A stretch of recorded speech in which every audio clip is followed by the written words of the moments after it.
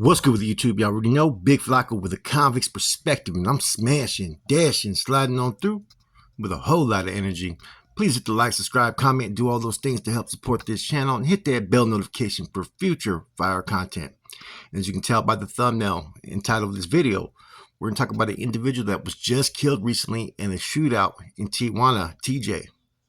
This happened June 28th of this year, but he's been on the run basically for 10 years for a murder that happened out there in Woodlake, California. This individual was a Norteno. Now, the story goes, man, we're going to go into the details of the story, why he was on the run, which is kind of a crazy story in itself, man, which goes into the gang activity, retaliation, families were involved, and this is in a small, very small rural town up in Northern California, man. So let's get straight to it, man, and these are the details of why he was wanted. In October of 2010, right, a Sureño ended up killing a Norteño named Anthony Cardenas. Okay, after Anthony was killed, right, allegedly the Cardenas family put a hit out on an individual named George Martinez, who associated with basically this individual named Ricardo. They put a hit out also on other individuals who associated with Ricardo, as well as other Sureños. Various incidents started to occur out there, man, including at the Martinez residence out there on East Antelope Avenue. Anthony, right, the one that was killed by the Sureños' own mom, was known to drive by there repeatedly and even drop off some Norteños to go ahead and rush the house. This kind of reminds me of a story when we had the homegirl's mom, actually one of our subscribers, Ruben's aunt, used to drop us off, man. It's a crazy thing about her, man, was she used to work for the SJPD department, man. And she used to take us in the van, and we used to be able to pull up on oppositions based upon that. Anyway, so let's get back to the story, though. So, yeah, the mom was known to really pretty much, she was having her son died, from the neighborhood out there, and this was, north-south related, so of course the mom's going to have a lot of animosity and hostilities, and she's going to do what she got to do to get her revenge.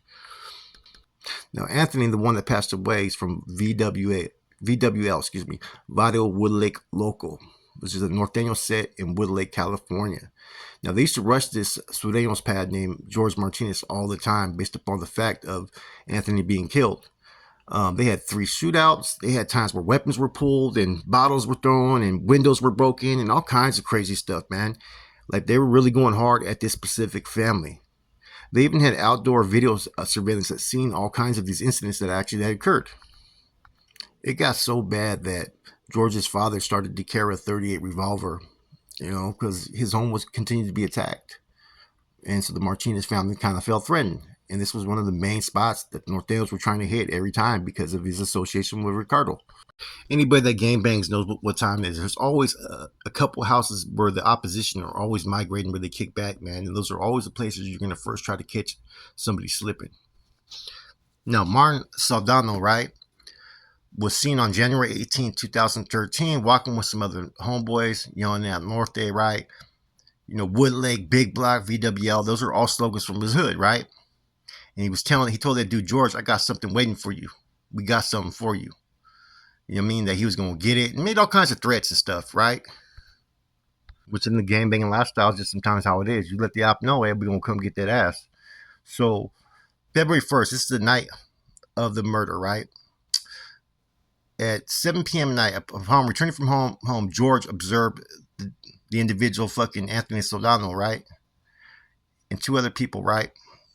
Walking across East Antelope and Oliver Lane into the alley next to their house. George went inside the house to relay the message to, his son, who revealed he had seen the same man earlier that day in the neighborhood park. Now, as they're posted up, smoking and drinking around 8 o'clock, right? They started to hear a little bit of noise, right? And they decided to go patrol the perimeter sometime about 8:30. 2 unidentified individuals tried to open the front gate, but left after George started to go towards them, like, what's cracking? I guess George, who's the father, said that his gun had jammed around that time, so he phoned a friend, Jose, right, to come over and fix it. 10 minutes later, the homie came over with, a couple other people and also some people, Ricardo's relatives.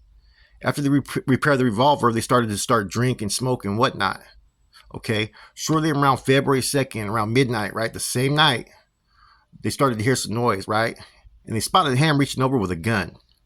I guess someone shot about 7 times, right? In the same process, they yelled out Norte, right? So George returned fire. Now, after the bullets stopped flying and the shooting ceased, right, they noticed that this individual, Richard, right, had a bullet wound to the head and was on the floor fucking motionless. So he went out and opened the gate. He had his cuete on him, of course, and he started to see two individuals running on Olive Lane and started to fire at him. Ultimately, I say around 12:30, they say, after they called 911, Richard was pronounced dead, and he had died from a 22 caliber bullet to the head. It was removed from his scalp. I guess the surveillance cameras captured footage before the shooting and after, but not during the shooting. That's kind of convenient right there, isn't it? Now, you had several officers that were fucking, sent to the house and all that, right? You had a hysterical individual, the father, who was going crazy over this, man. There was more 22 casings that were found in the backyard, right? And as they were searching the neighbor, they ended up hitting a section of Oliver Lane and Pomegranate Street, where it kind of tees off at a spot, right? And they spotted a human silhouette about 50 feet away, lying on the ground about 10 feet away, right? Was another individual. The silhouette appeared to be running southbound toward Norteno Boulevard. Garboy observed a bullet wound in Saldano's side. So Saldano was sitting there on the side, they say, right? Martin. And he when they asked him what happened, right? He had said that those fucking scraps had shot him. They immediately confiscated his fucking phone for further investigation and whatnot. Now, they didn't find a gun on Martin, right?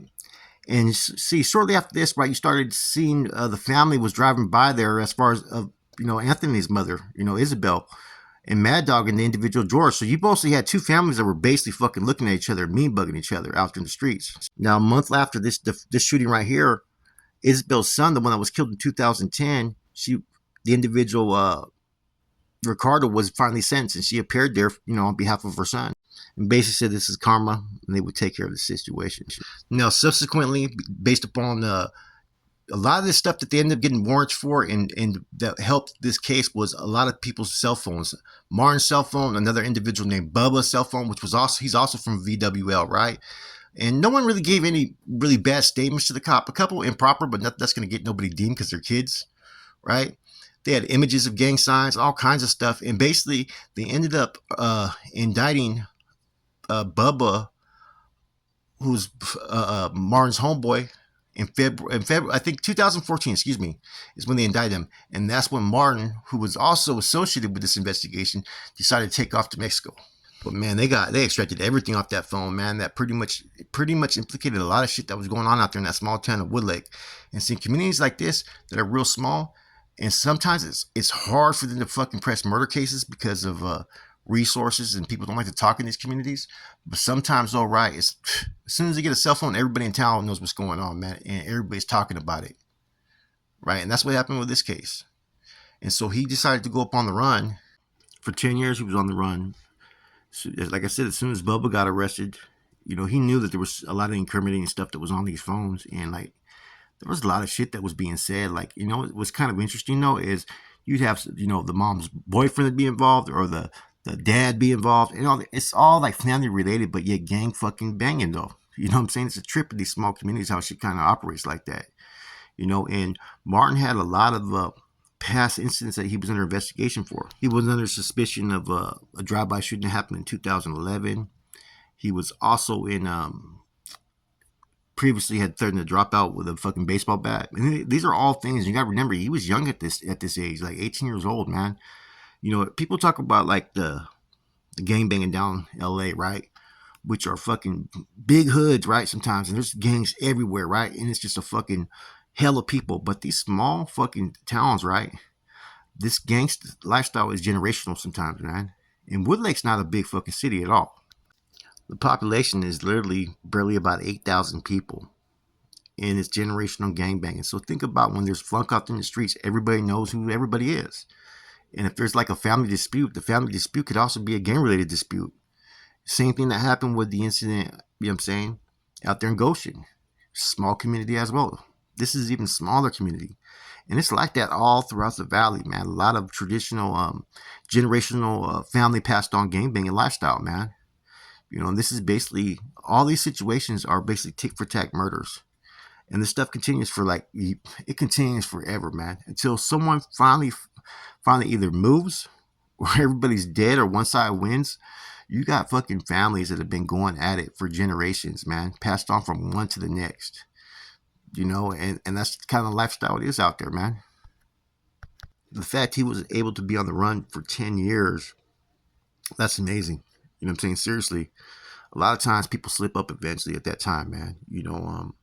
I personally, I have one little young homeboy. He's been on the run, I think, for about almost 17 years, man. You know, um, Another homeboy, he was on the run for about 5 or 6 until he got killed in Mexico as well. So you never know what could happen with your life, man. When people make these choices or decisions, sometimes people think it's an easy way of living on the run, but not always true. And no matter where you go, if you're trying to live in that life's gonna find you. You're only on borrowed time if you continue to do the things that you're doing. And that's the truth in every scenario, every situation, man. Now I did some research into this case, and it seems like that Martin's homeboy Bubba Baker from Woodlake. Actually, I think he got 40 years to life with additional 15 for gang enhancements. Yet, from what I'm reading, is that he went to basically on appeal, and with all these new propositions, I think it was Prop 57 or something like that, right? Where the act of aiding and abetting, and it seemed like that the courts and the DA could not in trial prove who actually the shooter was, but just both these individuals were there. And I think they got a reversal to where he had to go back to the courts for juvenile sentencing and going through the proper process as far as to be found guilty and what would be the disposition based upon this crime, which I find it kind of interesting now. Now, the only other individual that would be able to prove anything and what exactly happened would be this individual Martin, who now passed away, like I said, in TJ in a shootout. So I think it's never going to be known who did what, who was involved, who actually killed who. And I think that Bubba is going to have action to maybe get out if he's not out already, which I'm pretty sure from what I'm reading, it seems like they would have to let him out because they don't have anything that really pinpoints who the actual shooter was. Martin never got arrested and tried for it, and there was no statements on his end.